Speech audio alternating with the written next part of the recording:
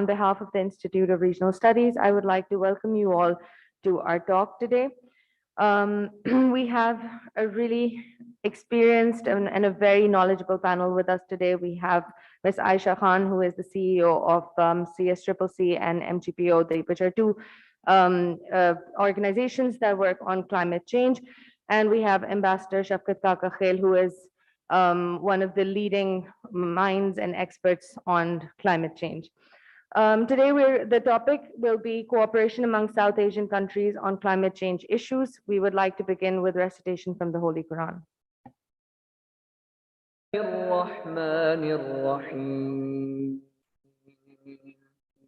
قل هو الله أحد الله الصمد لم يلد ولم يولد ولم يكن له كفوا أحد. I will now like to hand the floor. I will now hand the floor over to Ms. Aisha Khan, who will take over the proceedings.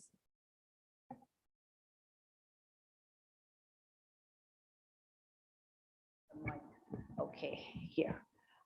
Can I have a pencil or something? Yeah.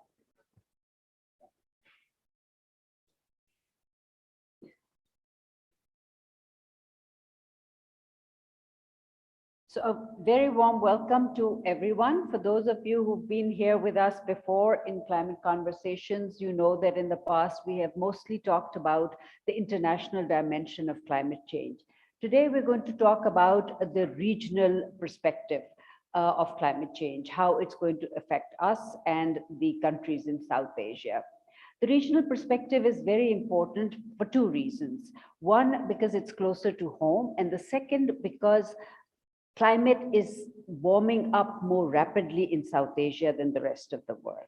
So to talk about regional cooperation, why it's important, what will be its implications, what are the constraints and challenges that we face in countries in South Asia, Ambassador Shafkat Kaka Khail is here with us to have an in-depth conversation. Shafkat, welcome to you. It's always a privilege and an honor for me to be in conversation with you.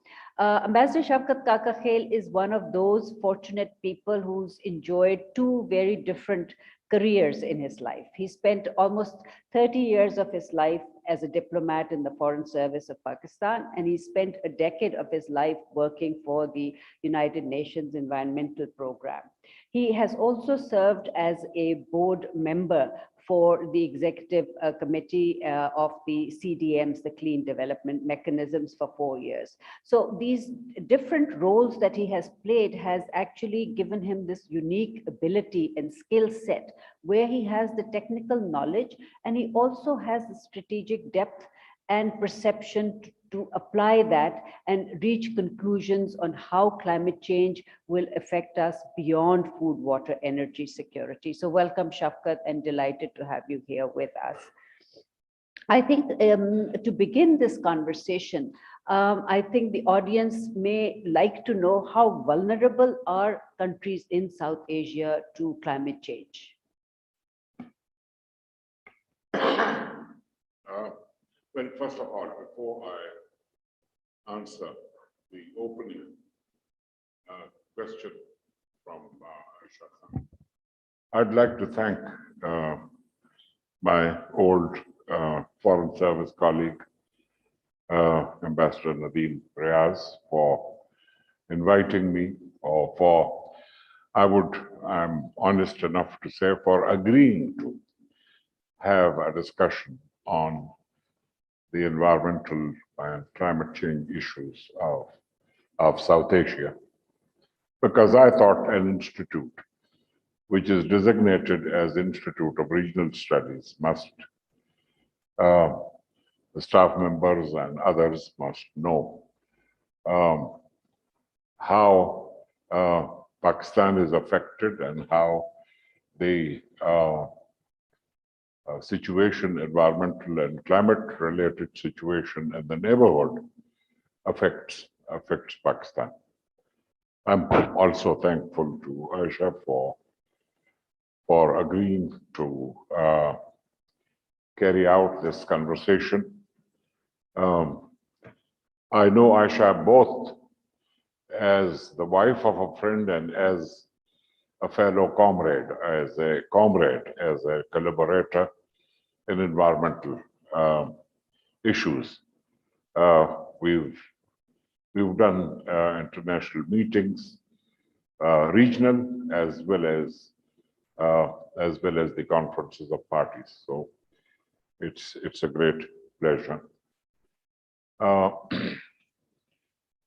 There is, I think, to stress the point of relevance of this topic, I'd like to say that in 1947, the British India territories were divided, and they yielded to the existence of the creation of two independent entities, India and Pakistan. But there were natural elements that could simply not be divided, so that we share the Himalayas and Karakoram and inner parts, Hindu Kush, we share the monsoons. And together these have decisive impact on our living conditions, on our economic conditions, on our social conditions. To come to the specific question, you'll be surprised that my answer will be long, because South Asia is a region that is marked by mutuality of vulnerabilities. But first, a bit about vulnerability. What is vulnerability? And during the climate negotiations from 1990 to 92, a number of these specific expressions came. And one was vulnerability, and the opposite, or the antidote, was resilience. And the convention, the United Nations Convention on Climate Change, 1992, actually defines vulnerable states as states where economic development is slow, where poverty is rampant, countries with fragile economic conditions and ecosystems, such as mountainous countries. For the simple reason there are mountains but there is no soil. Island states, which are on their own. I mean, now a lot of island states live off sunshine. But Maldives, for instance, which is now the most expensive holidays in the world, was an extremely poor collection of islands or archipelago. So when it and countries which have, apart from island, countries which have low-lying regions are also qualify as vulnerable. So let's see now South Asia. If you take the impact of climate change, sea level rise. One of the impacts of climate change as a result of the rapid melting of the Arctic and the Antarctica would be an overall increase in the level of all seas. Because all seas are, if you look at the map, are sort of structurally linked to those huge reservoirs of water. So now South Asia is vulnerable to sea level rise because two of our countries out of 8, Sri Lanka and Maldives, are island states. And India and Pakistan together have 5,000 square kilometers of coastal areas. Bangladesh is a riverine country with several hundred rivers, 55 of them flowing in from India. So it's literally patches of land floating over a sea of water, and therefore highly vulnerable. I mean, you are at the edge. Any little increase will virtually submerge the parts of parts of Bangladesh, parts of Sri Lanka, parts of Pakistan. Very few people know that we already have 1 million and some people, fishermen and farmers, who have had to leave their places, Badin, Tatta, Sajawal, these areas on the coast, Arabian coast, in search of alternative livelihoods, because sea level has risen even in Pakistan. So sea level rise, South Asia's vulnerability. Mountain regions. You have Bhutan, you have Nepal, you have Pakistan. We are very proud, Aisha is very proud, and she talks about the fact that more than half of the high altitude mountains are hosted by Pakistan. But she also works with the communities there to give them basic things like drinking water or increase their agricultural land. Mountainous regions are by nature fragile, and we have plenty of them. Now, most South Asian countries, if not all, are agro-based. And the peculiar thing about South Asia's agriculture is that, with exceptions, the soil is arid or hyper-arid or semi-arid, and therefore, because of low level of precipitation, in Pakistan, it's the average is 150 or 200 mm, or in some parts 250, but never more than 250 millimeters of rainfall. That causes aridity. You have agricultural this thing. India, for instance, gets only 16% of its national income, its GDP, as against 21% of Pakistan. But 54% of the people are dependent on. The other is the water shortages, both supply and quality.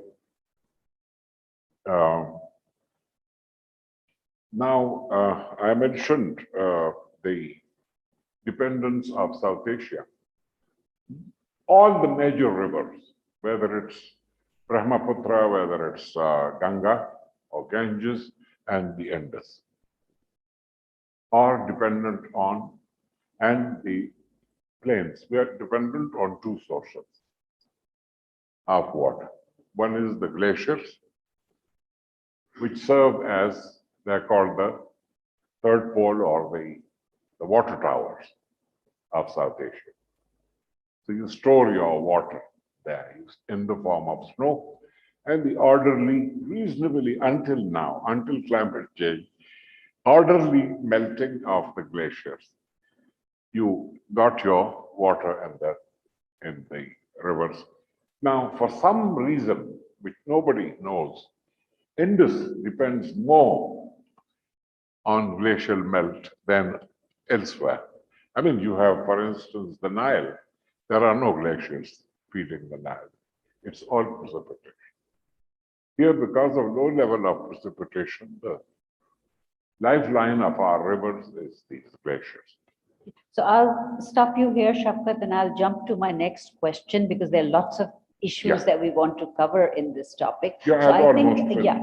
So clearly, I think we understand that South Asia is very vulnerable, and it's vulnerable because we have sea level rise, we have a lot of water around South Asia, we have mountains where the ecology is very fragile, we have poverty, so people don't have coping capacities, we also have agriculture as the source of sustenance for most of the people that is directly linked to water, so that makes South Asia very vulnerable. And I think the two things that stand out really is poverty and lack of coping capacity and resources to address and become more resilient to climate change. And the climate change threats are going to exacerbate.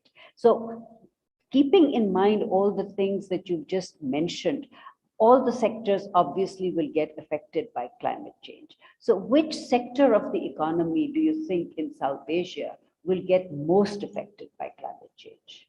Yes, it's amazing. It's amazing. You have about half a dozen impacts of climate change, starting with sea level rise, starting with the melting of the glaciers, starting with the disruption in the regular pattern of the monsoons. You know, monsoons come twice yearly. They must come in on time, they must come in ample quantity, but not excessive quantity. And the duration of the monsoon rains should be also just about right. What will happen is it will get disrupted. Either come too soon or too late, too little or too much.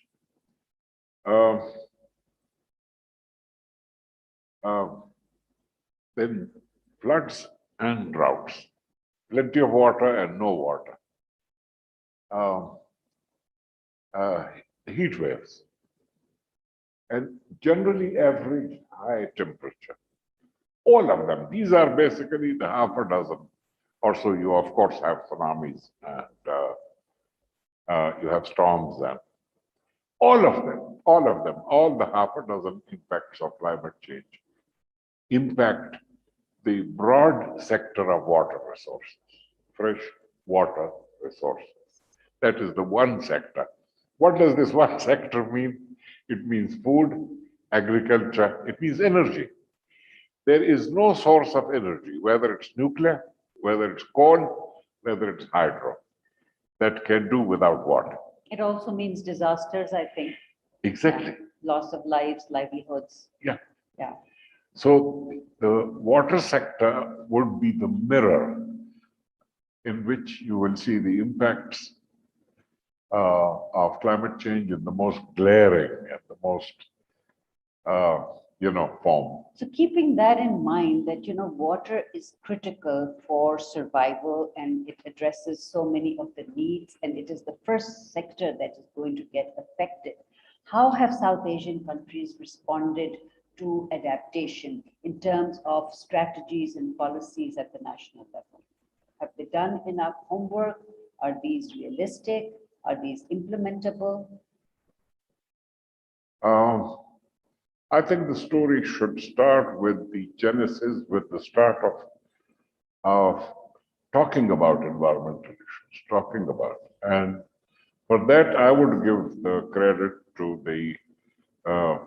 the second head of the organization I worked for, United Nations Environment Program. There's an Egyptian biologist, Dr. Mustafa Tolba. He served as executive director for 16 years. And he, in the 1980s, started a campaign to set up regional bodies for cooperation on environment. And in 1982, which was 10 years after the Stockholm Conference and 10 years before the Rio Conference, he brought together India, Pakistan, and other countries, Bangladesh, to set up a small program, a regional cooperation program called South Asia Cooperative Environment Program, SASEP. And the Sri Lankans, who have always been enthusiastic about regional cooperation, they provided a nice house in Colombo to serve as the headquarters. So SASEP. Now, the executive board or executive council or legislative council, if you like, of this body are the environment ministers. When the environment ministers started meeting, so they started talking about environmental issues. But does SASEP have or had representation from all the countries in the region? All the countries. And when Headquartered in Sri Lanka. Afghanistan, as you know, is a Janus-based country. It is more West Asian Central Asian and less South Asian. But I mean, we need not go into that for political reasons and all. It was co-opted. So they also have a representation. The environment ministers decide. Unfortunately, we tend to blame India, so let's do that. They are not here to defend themselves, but also other countries. They haven't given, and this I'll repeat several times, they did not give the importance that SASIP deserved. So they put all kinds of conditions and limitations on that. The budget was small. The people they nominated for the head of the SASIP were weak. We had a couple of directors general, and one was something Elahi, and then Dr. Khurshid. Khurshid knew his environment and So all. SASIP was one. Are there other organizations, that have addressed Yeah. So specifically what issues happened of when the environment? ministers of environment started meeting, they did not touch SASIP. SASIP continued recently, actually, it has had a tremendous revival because the European Union, as part of its policy of supporting regional bodies and developing countries, gave them a lot of money and support, and even junior professional officers. The Environment Ministers Forum, and it was the Environment Ministers Forum who met in 1997 and talked about climate change, and they came up with a kind of proposals for climate change cooperation. The Indians insisted. They came up with a unique definition of regional cooperation, that cooperation should be defined regionally and implemented nationally. So you decide for it to have cooperation, but you must do it within your own countries, and which slowed down the process. But the 1997 meeting, and they came up with a plan of action, would constitute the beginning of the process of regional cooperation, which included regional studies on the overall impacts of climate change on the region and how the region could cooperate in managing shared waters and other things. Any So- success stories, any outcomes from there, any landmark achievements as a result of this cooperation? Yeah. I would consider the 2008 meeting in Dhaka, the environment ministers meeting, as a very significant milestone. Now, what happened? In 2007, and this was my last COP as a member of the UNEP in Bali. This is when developed countries put tremendous pressure and on developing countries to join in the effort to reduce emissions. If you look at the 1992 convention, it does not talk about developing countries' reduction of emissions. In fact, it says for developing country parties, poverty eradication and sustained economic growth remain overriding consideration. But in 2005, something happened, which nobody could believe. I was in 97, I was in Kyoto for the Kyoto meeting, where the Kyoto Protocol of the convention was adopted. And there was a Chinese head of delegation, a professor, and he spoke excellent English. He was the first time a Chinese delegate who spoke without translation. He said, this conference is not about us, it's about you, meaning developed countries. But in 2005, the same country overtakes the United States in terms of the most emissions. The United States, for more than 100 years, contributed around 30% to greenhouse gas emissions. 2005, China beat them. So China became 25%, United States progressively, because as a deliberate policy, it seems, the developed countries transferred all production facilities to developing countries. So China became the workshop of the world. They made all the shoes for the world, they made all the clothes for the world, they made all the consumer goods naturally. Production and energy use, production and emissions are twins. So in 2007, it was agreed that on the global sort of terms, a global action.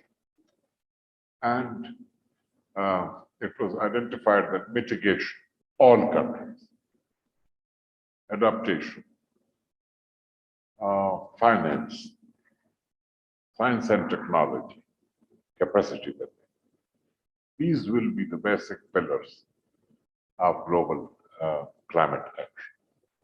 But coming back to the region, Shakar. So the region 2008 meeting of Dhaka came up with a declaration which basically had a paragraph on each of these pillars. For instance, on mitigation, they said developed countries must carry out sharp reduction in their emissions.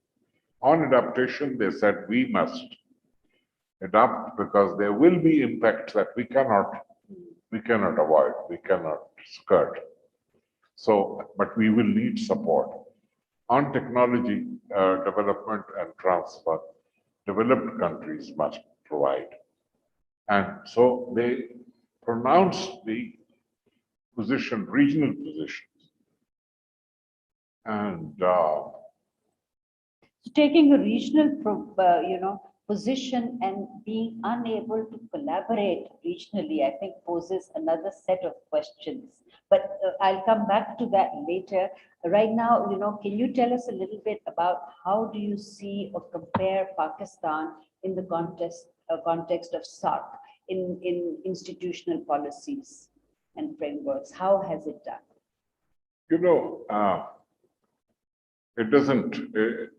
It doesn't please me to say what I'm going to say. And you wouldn't like to hear what you're going to hear. But Pakistan is the country which actually led the diplomatic efforts of developing countries in Rio, where you had the Convention on Climate Change, you had the Convention on Biodiversity, and you had the detailed plan of action called Agenda 21. It's a 40-chapter document, which is the last word at that time, and it continues to inspire research and discussion on all aspects, the population, various things,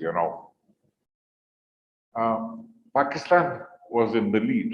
Pakistan, covered itself in tremendous glory. On the pictures of Rio, you have Nawaz Sharif sitting under Saifullah and all that. Then it goes to sleep. So we did not attend the first conference, the second, third conference. I had come for the death of my mother-in-law, and Shaukat Umar told me, Yar Khan, I'm not sure if this minister will go to Kyoto. If you can go to Kyoto, I would be grateful. And Ambassador Mujahid. So Mujahid became the head of the delegation. I was the deputy head. 1997, which adopted the first protocol to implement the convention. And in terms of actual policy,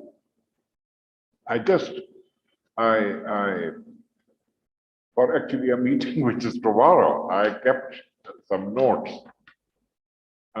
Take Bangladesh. Bangladesh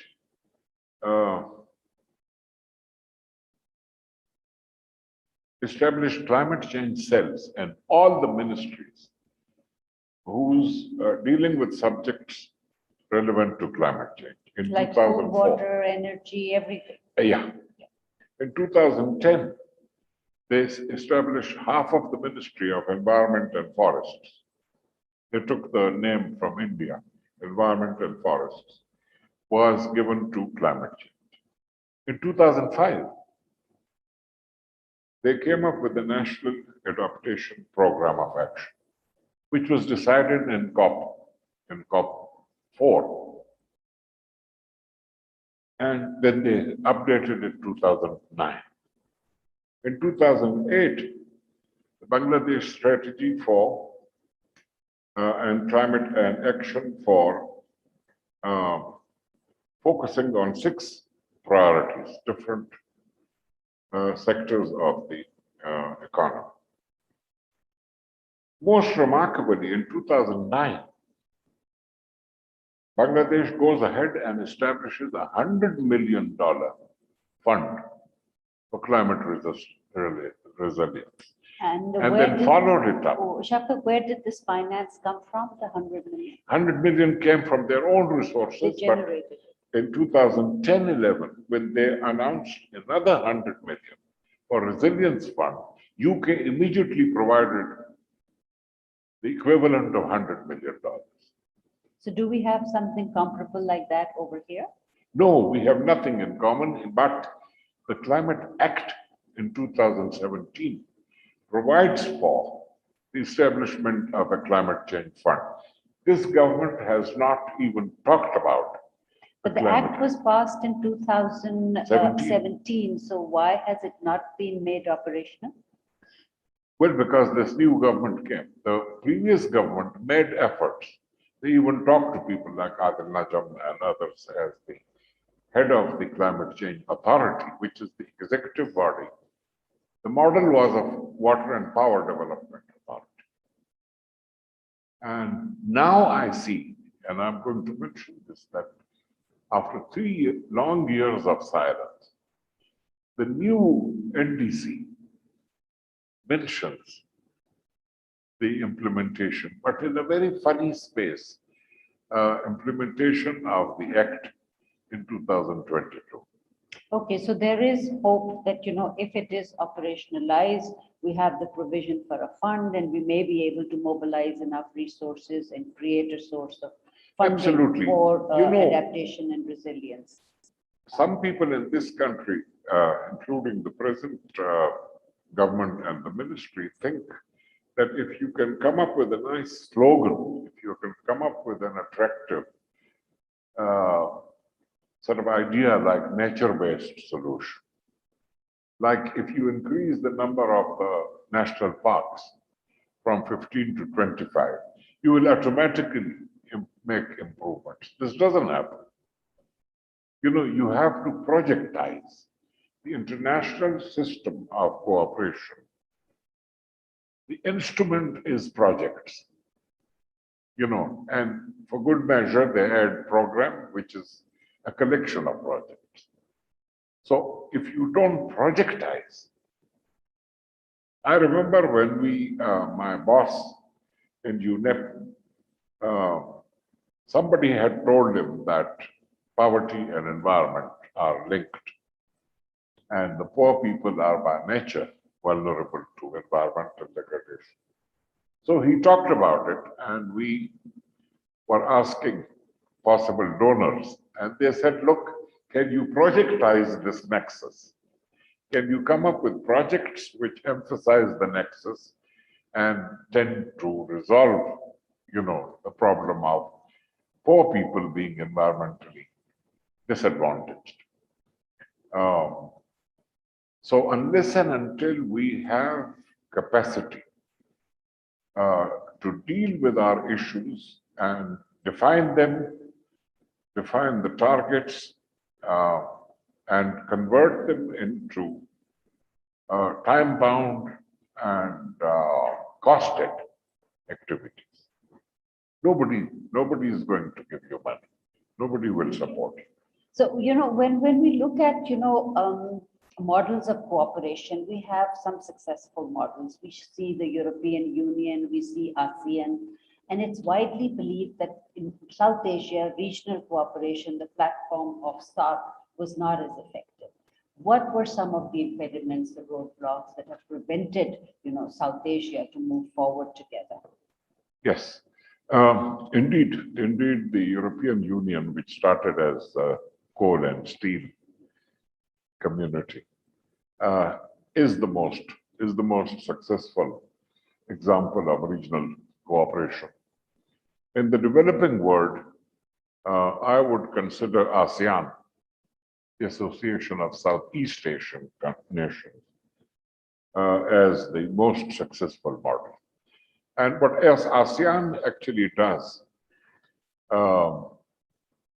quite honestly and in a way shamelessly, they say our model is the European Union. So each time the European Union comes up with an initiative, they start a discussion. Can't we do it in our region? The reasons, now, all regions have processes of regional cooperation. You have in South Asia, you started with SASIP, then proceeded with the Ministers of Environment, and then SARC. But in Africa, there was the Organization of African Unity, OAU, and they then also copied the European Union. So instead of they call it the African Union, AU, in Addis Ababa. You have in Latin America, the Latin American Ministers of Environment, and they have a number of ECLAC and other Economic Commission for Latin America and the Caribbean. I think the reasons for the lack of progress in regional cooperation, first is the unfortunately poor, unsatisfactory, and conflict-ridden relationship between the two largest countries in the region, India and Pakistan. And somehow, it is actually, I used to make this point. I used to represent SDPI in discussions organized by the Asian Development Bank and the World Bank on regional cooperation. All of them have been trying to promote regional cooperation. And I said, show me a region that has political conflicts and where regional cooperation is thriving.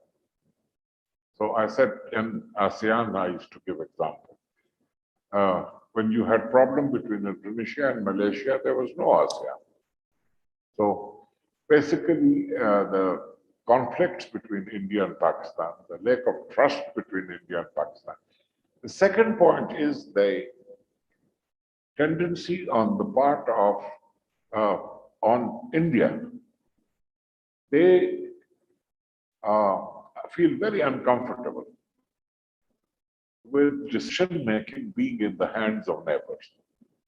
So I remember when I was reaching South Asia, the SARC Secretary General, who's supposed to have a status higher than a minister, could not accept an invitation from any country unless 3 countries of the region approved it.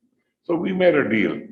I said, your own country, Maldives, and he had very good relations in Bangladesh and Pakistan. So the poor guy could go to the European Union and address the European Union on the problems of South Asia. And so India has always been, saw SARC as a ganging up of small countries to push their agenda. You have a unique situation, Aisha, in South Asia. First, India is larger than all the countries put together. Second, India has problems with each one of its neighbors. It has problems with Pakistan. It has problems with Nepal. It has problems with Bhutan. It has problems with Sri Lanka.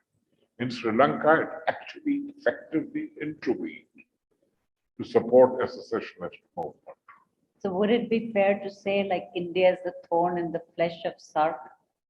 Yeah, so this has been a major So problem. one country has been There have responsible been for exceptions, holding actually. SARC Dr. back. Manmohan Singh, I heard, at one point said, I don't agree with you guys and we must support SARC. He came up with a number of initiatives, among them the South Asia University in New Delhi.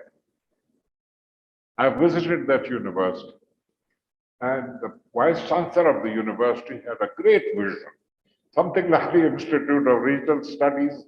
They also had a kind of department of regional studies with separate country programs and all.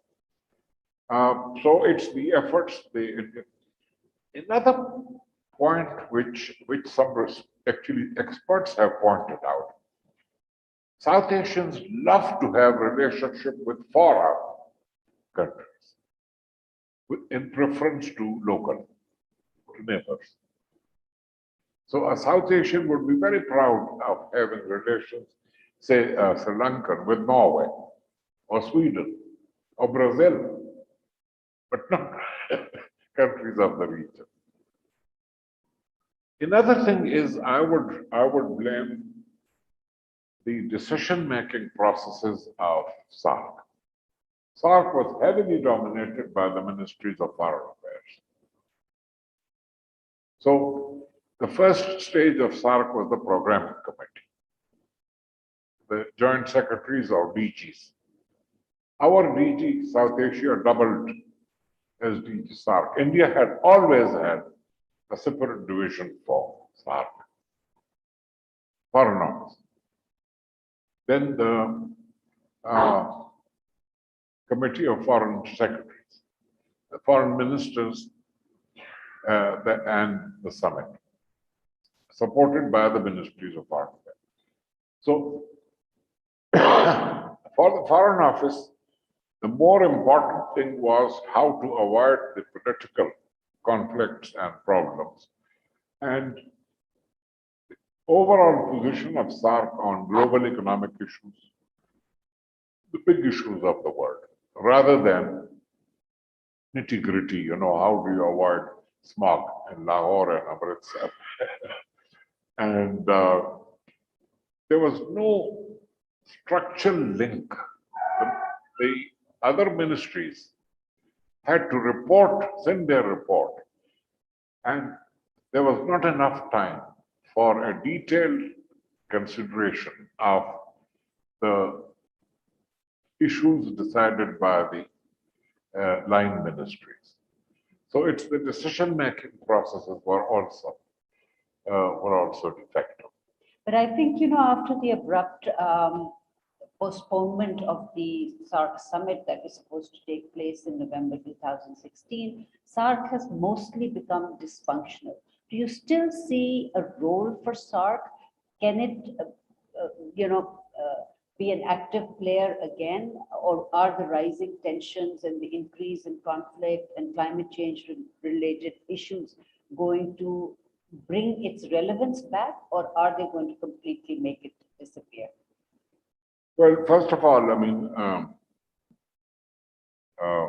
the postponement of this 19th summit to the 19th summit, and it was supposed to be held in November. Pakistan was very keen to make a serious effort to promote regional cooperation on a number of issues. I remember when we had a meeting in the Foreign Office for Ambassador Jamshid Markar. So at that meeting, Sartaj Aziz told me, he said, after the meeting, come and see me. So, which was the first or second time I ever entered his room. And he said, look, we are going to have this conference and I want SDPI to give us a paper on what we can achieve. And I remember working on that paper, and I realized that it was a very crucial time, November 2016, because of a number of global conferences. You had the Paris Agreement in December 2015. You had the Addis Ababa Program of Action on Finance, and you had the disaster management. I think you also had the SDGs. Yeah, and you had the MDGs. So the draft of the brief that I wrote, I said, you know, these all these global developments require South Asia to articulate its position and cooperation. First, efforts at national level, and then defining regional perspective. So when after the attack, militant attack on Uri, when India decided to postpone, and not only did they, India's own opposition or boycott would have scuttled the conference. It was enough. You don't need more than one country. Under the charter, and on the insistence of India, this provision had been kept that if a single country is unable publicly to attend a summit, that summit will not be held. They orchestrated similar reservations or opposition by other countries, and which showed Pakistan in a very poor light. Afghanistan, for its own reasons, was the first to join India, and other countries were literally, you know, their arms were twisted. Now, it would have been nice to hear Amjad share. What I know is that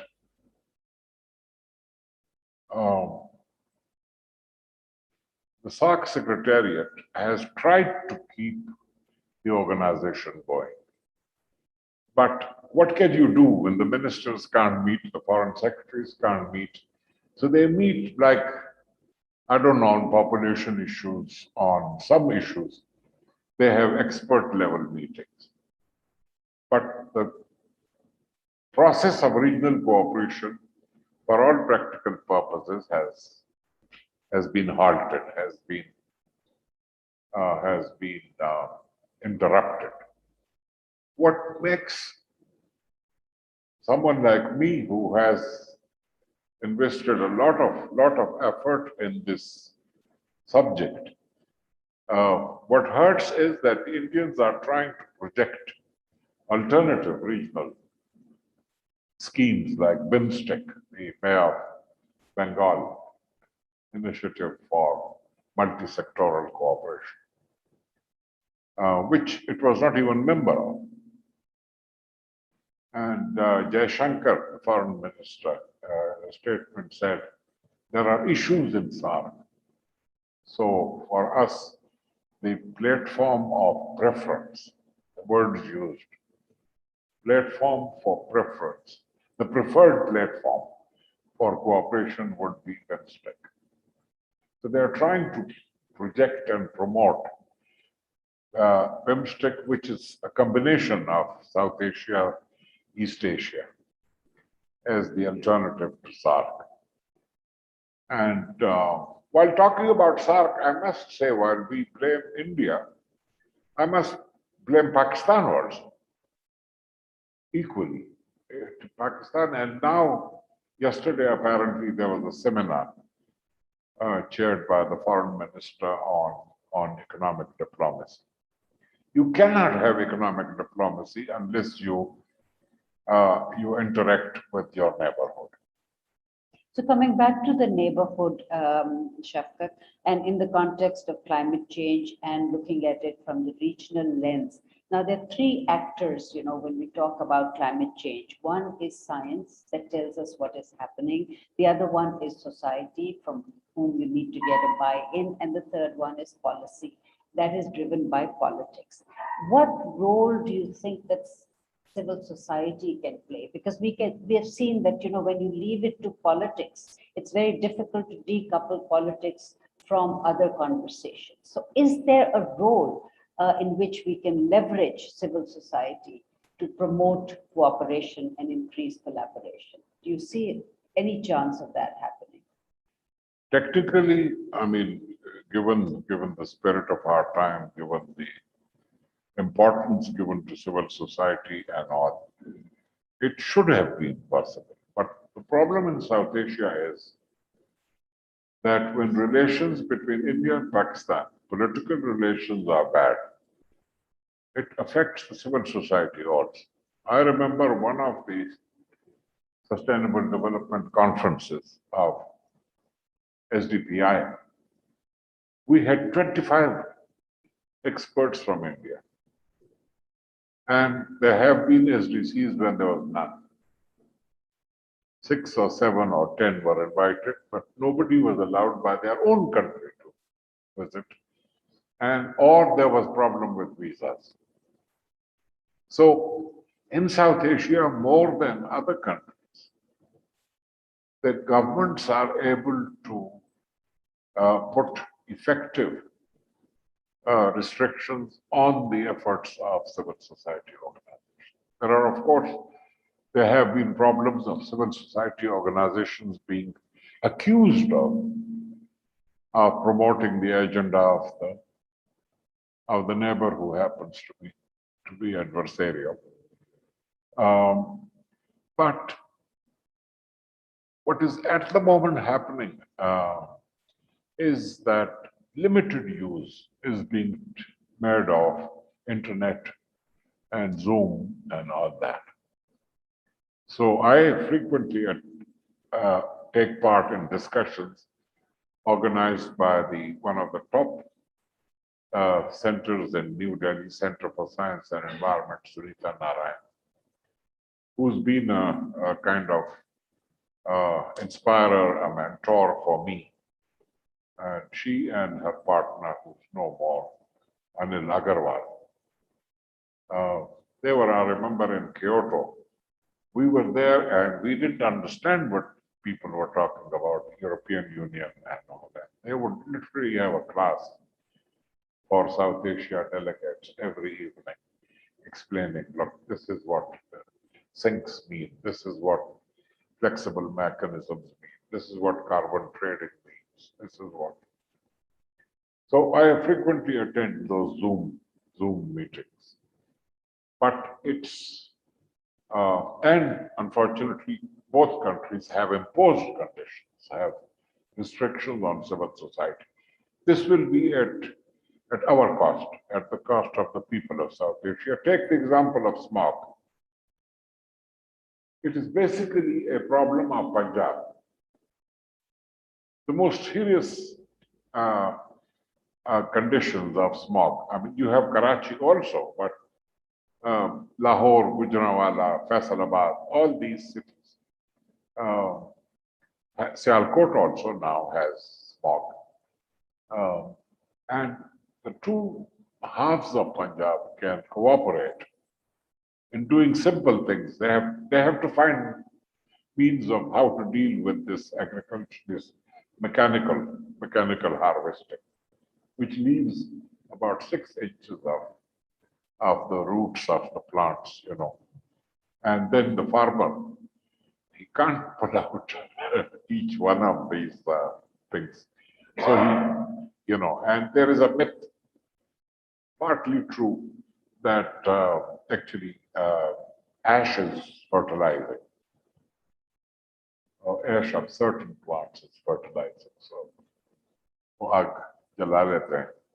But I think, you know, to be fair, we only talk about agriculture and the brick kilns, whereas the transport sector and industry are equally responsible. Absolutely. It's only that, you know, in Punjab, during the winters, you have smog, so we talk about the air quality, but you also have another transboundary problem, the black carbon, which is equally dangerous, which is melting in. No, I'm going to contradict myself immediately, because when at the orders of Lahore High Court, a study was done of smog.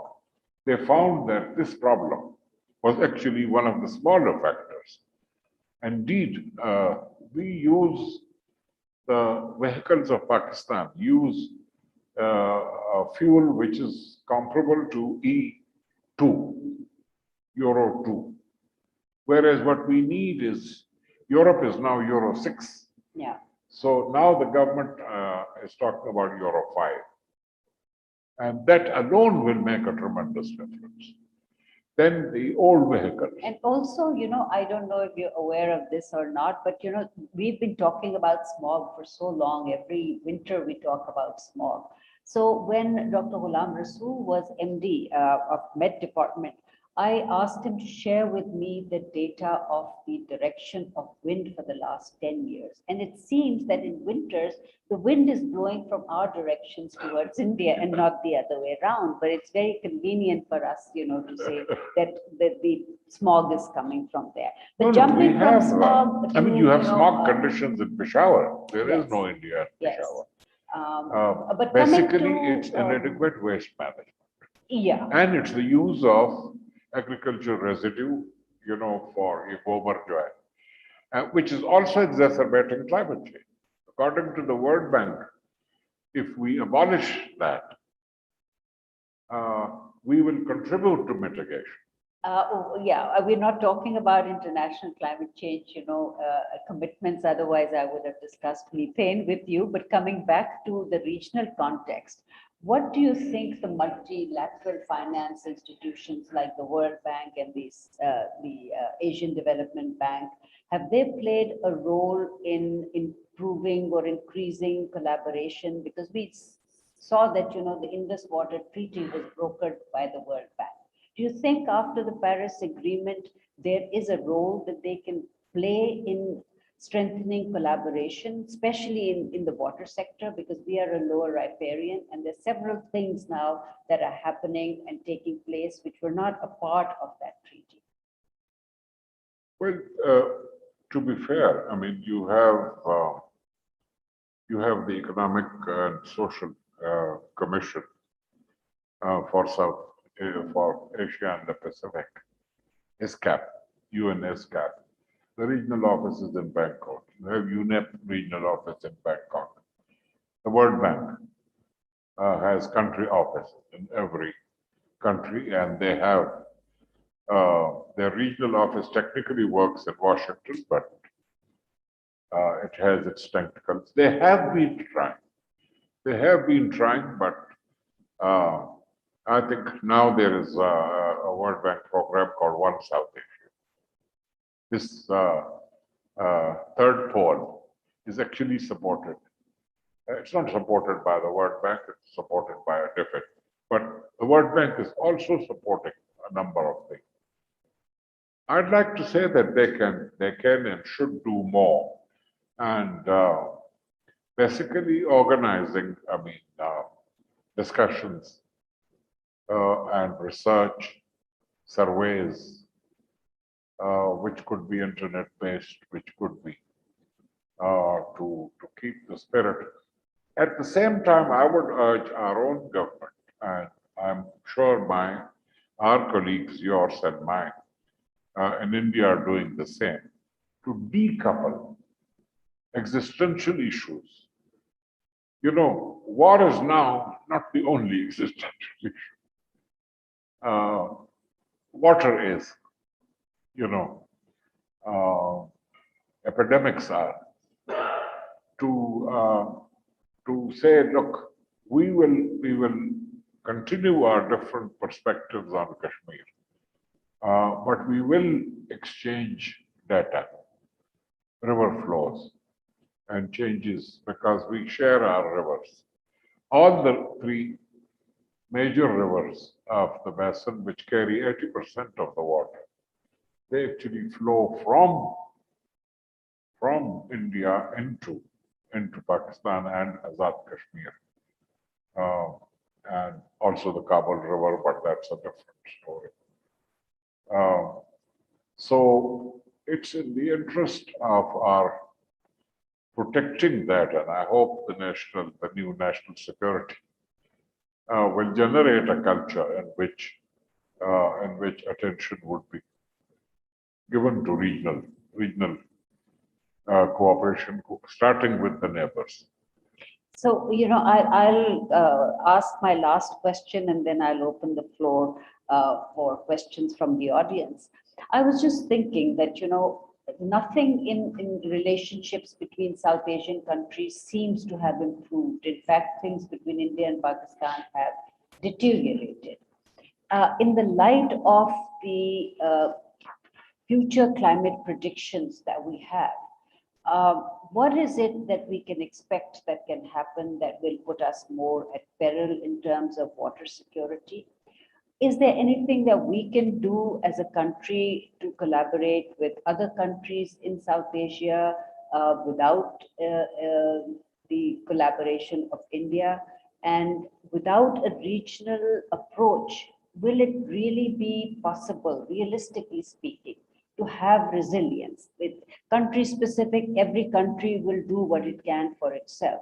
But regionally, will we be able to have that kind of resilience to cope with the larger impacts of climate change? Yeah, it is a very, very important question, but very difficult to answer. First, because while the climate science is reliable in terms of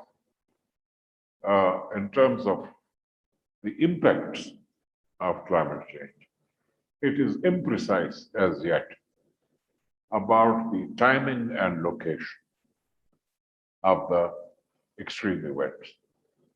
So while the 2010 floods were found to be linked to climate change, no climate scientist can, even with all these scientific facilities, tell you that another flood may visit the subcontinent or a particular point in either Pakistan or India or Bangladesh, That is, so it's very, very difficult.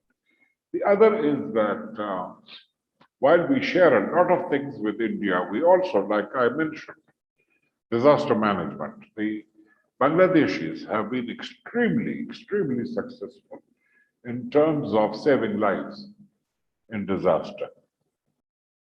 They virtually they have these small radios, which they literally hang in their, neck, and it sort of tells them about rainfall, about likely hurricanes and storms in the Bay of Bengal,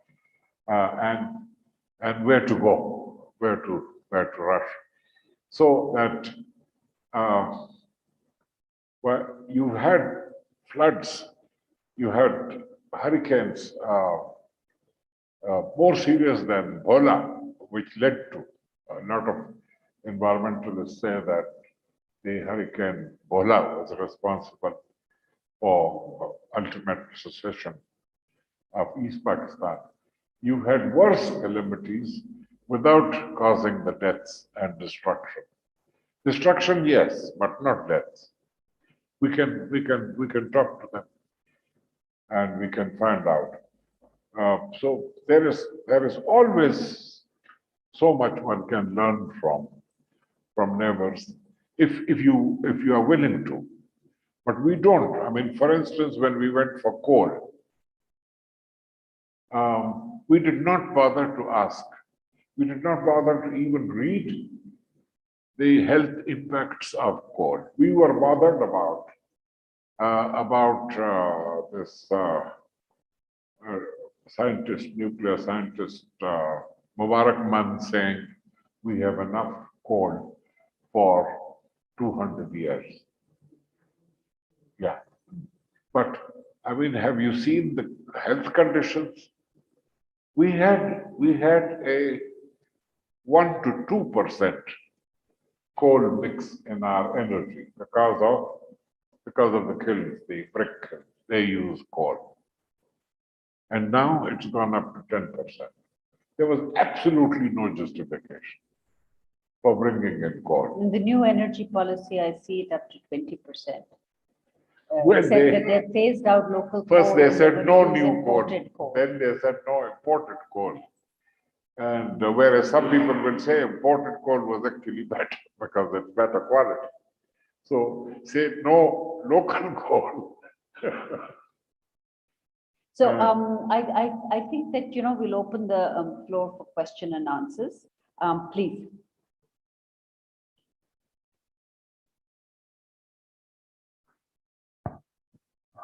Assalamu alaikum. I'm Nabila Jafar. I'm research analyst at the institute. I don't follow you, Jen. Yeah.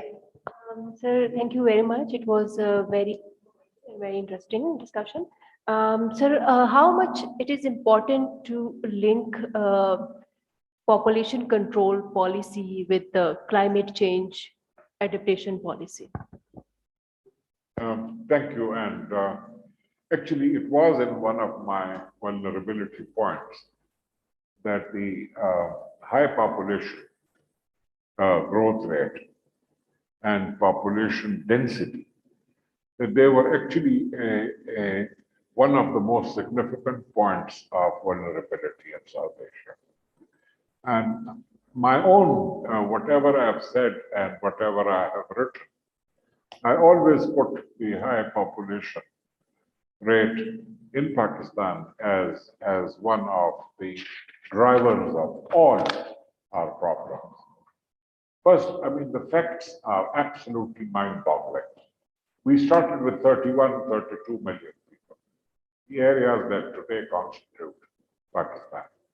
We are now 220 million. So you're talking about a 6-time increase. This is much more than the 5%, 5 times growth in similar time frames in sub-Sahara Africa. I mean, there is all our problems. Take the problem of extremism. A poor guy, tenant in my district, Charsada, has 10 children. There is no way the state of Pakistan, even if our economic development starts galloping, can provide schooling for 10 children for this guy. So what he does is he sends 4 to the government school and 6 to the madrasa, set up by foreign countries and all. And they are taught all kinds of things. And unfortunately, now they even have schools for girls. So our young women, educated women of Pakistan, are also going to be infected by this virus. Population is a very simple statistics. If you have floods in a country of 100 million, you will have 100 million people affected. If you have floods in a country of 20 million, you will have 20 million. So the scale of the toll taken by a disaster, a climate-linked disaster, depends on the number of human beings affected. And how many overcrowded countries today are among the rich countries of the world? Hardly any. China saved or prevented 350 million births in order to reach where they are today. If you had the normal growth in China, China would be twice as numerous. So lesson learned, all you young people here who don't have families So yet, plan on small families. We must consider population as the driver of climate change problem, climate change vulnerability, economic vulnerability, social vulnerability, and act accordingly. Why are we the only Muslim country that doesn't have a population program? The Iranians, who claim, to have established the first proper Islamic system according to Shia Islam, have a flourishing family program, and we don't.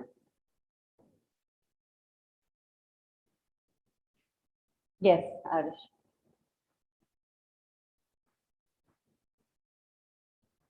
Sir, my name is Arish Khan. I'm a researcher here at the Institute. Sir, you mentioned in your talk that just increasing the number of national parks would not would not reduce climate change effects in Pakistan. So by inference, I could also argue that billion tree tsunami projects might not do that either. So have you been talking to, do you have any alternative suggestions? And have you been talking to Malik Amin Aslam Saab about that? If yes, what was his response?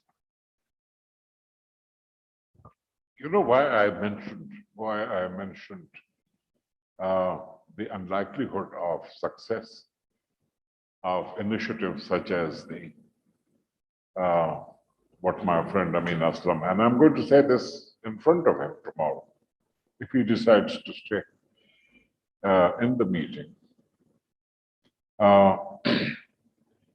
The concept, of protected areas is a concept that I also worked on as part of the work of my organization for 10 years.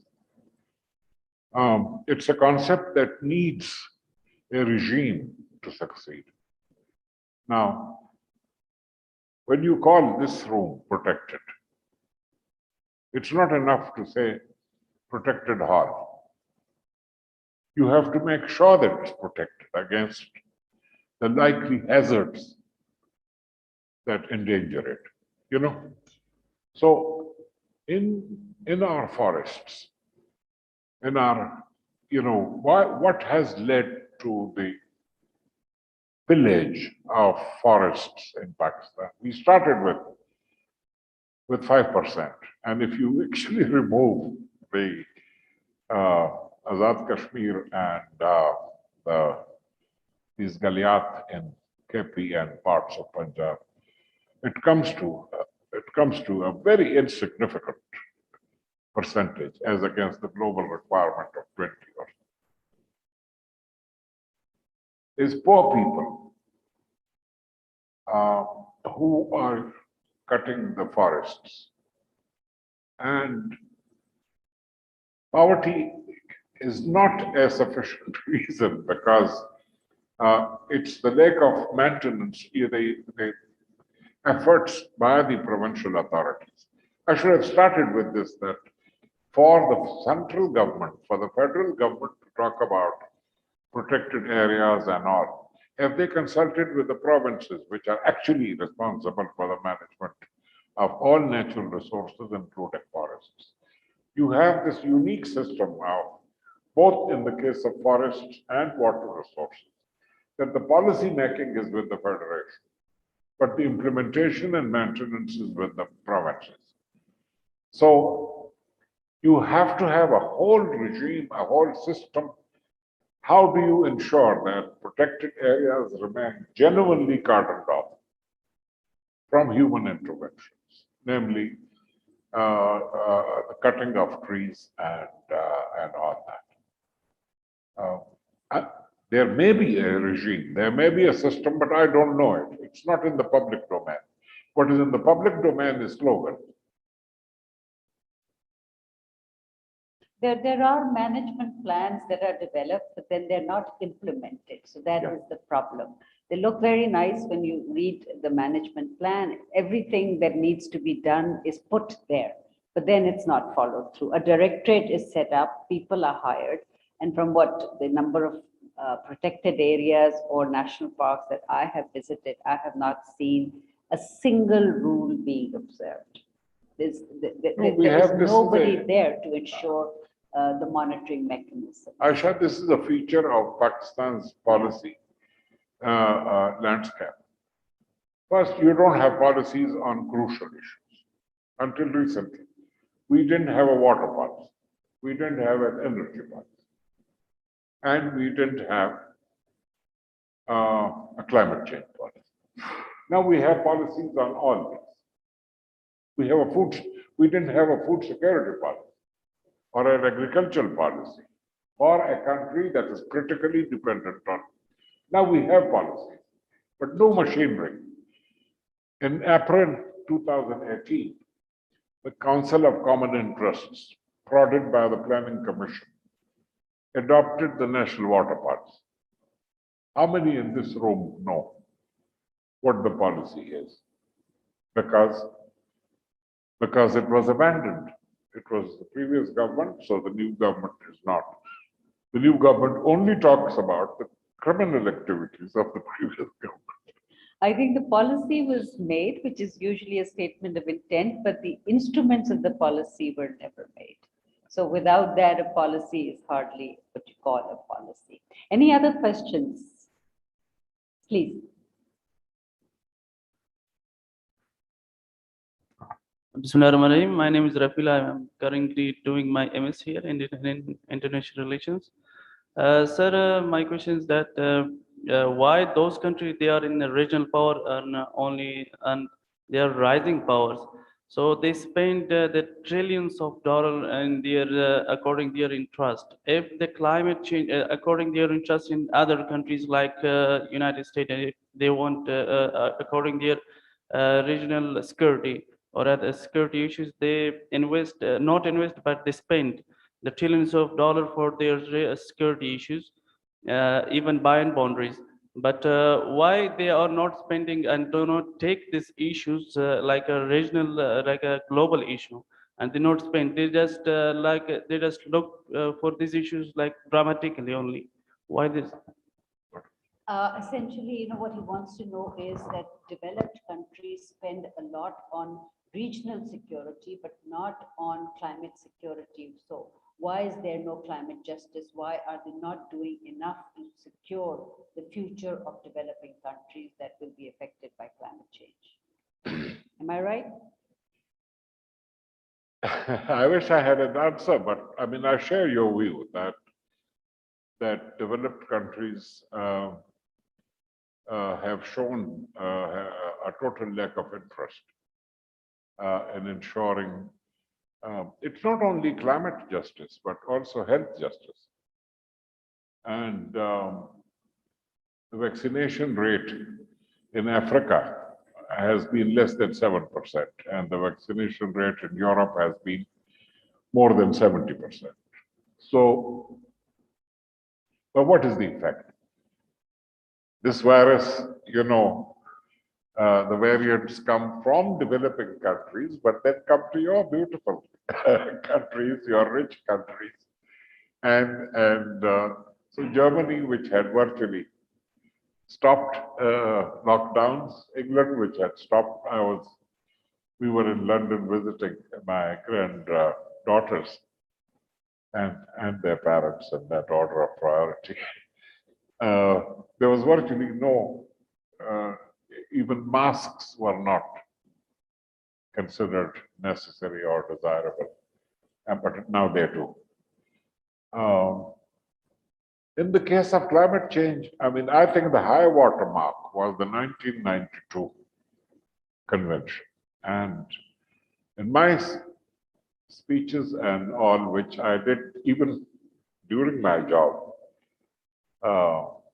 while of course starting with the usual denial that I was not representing my organization's views, I said, since 92, you've been trying to erode the moral basis of the agreement of the convention, which recognized the need for developing countries to develop. That was the overriding, the words used by the convention is the overriding priority of developing countries is sustained economic growth and poverty eradication. That is no longer the case. Look at the outcome of Glasgow. All the positive things are those which are of interest to them. The rule book is completed.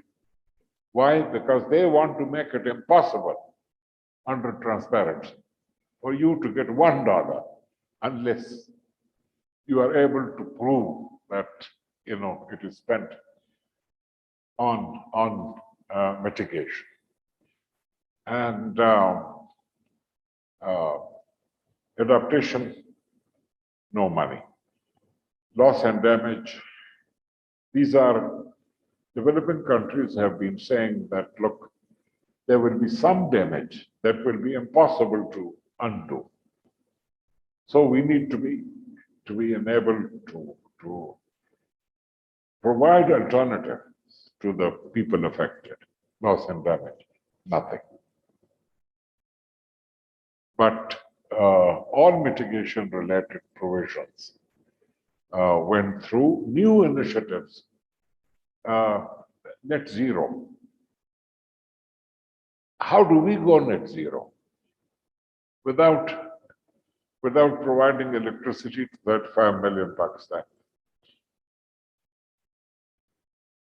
So I think we live in a very unfair and unequal world where right is might, and the sooner we understand that, the better it will be for us to start looking inward and doing what we can to improve ourselves and our own capacities to cope Yeah, with my hope challenges. actually at the global level is the global civil society. The governments are bound by the interests, by the, that they represent. I mean, you have one solitary senator, Joe Manchin, Democrat. His government, his party is ruling. This guy is effectively blocking a 2 trillion package because he represents a fossil fuel dominated economy. Any other questions? The last one? Of course, Ambassador Shah Jamal. Sir, since you worked as DG South Asia, there is a disaster management center in Gujarat, India, that is the SARC disaster management, in which there is lots of cooperation going on with other countries of the SARC, as you rightly pointed out, by taking care of the BIMSTAC. They have excluded us of the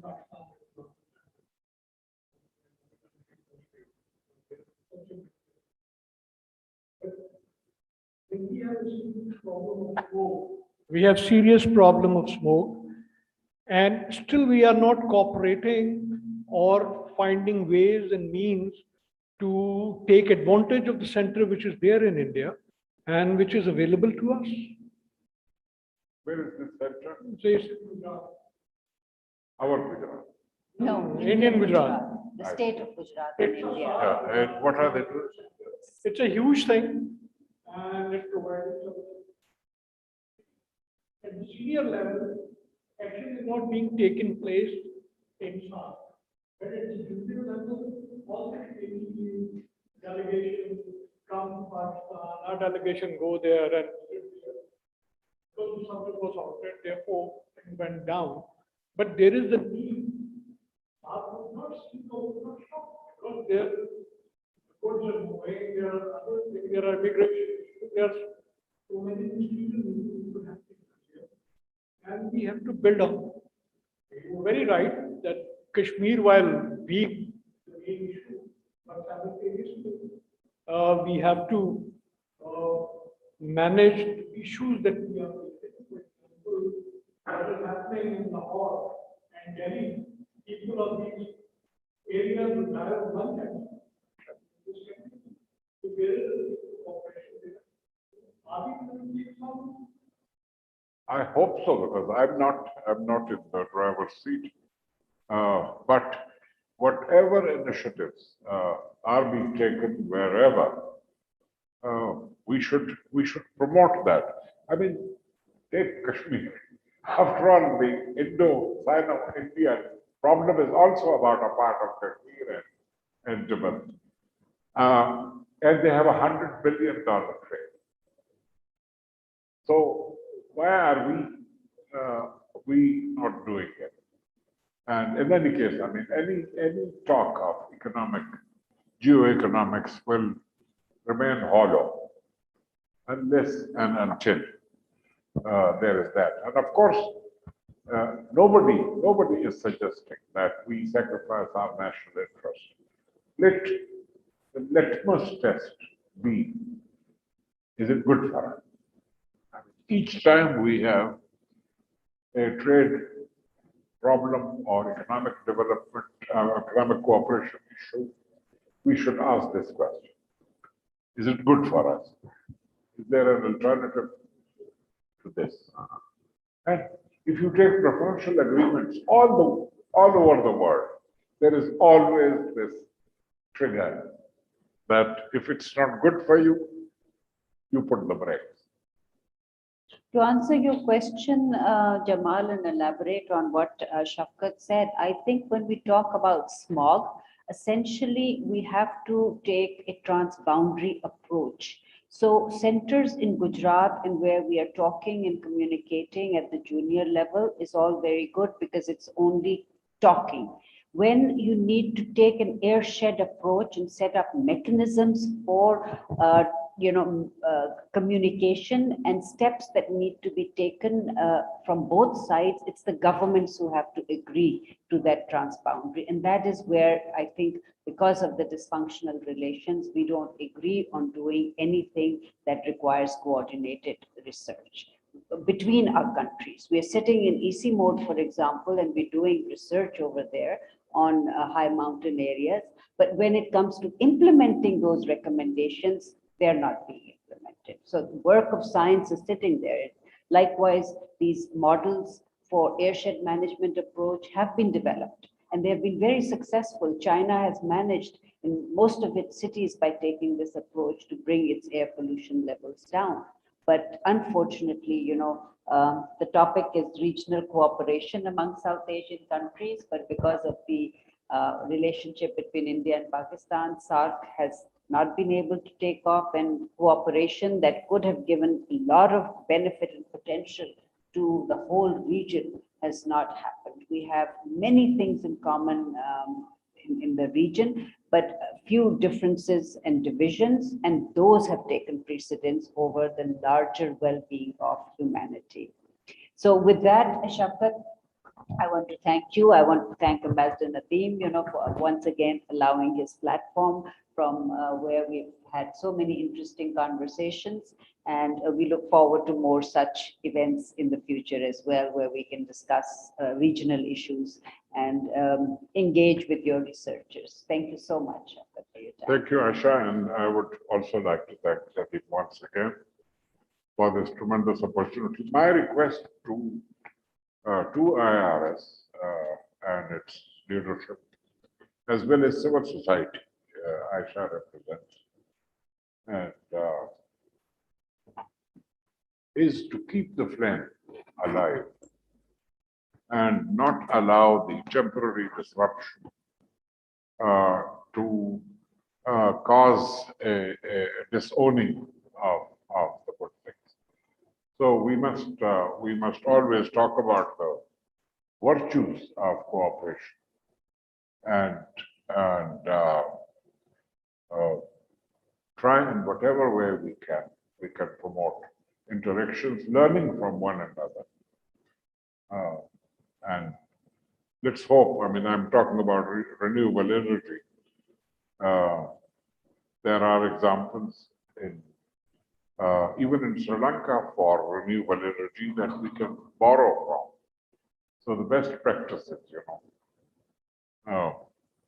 on groundwater management.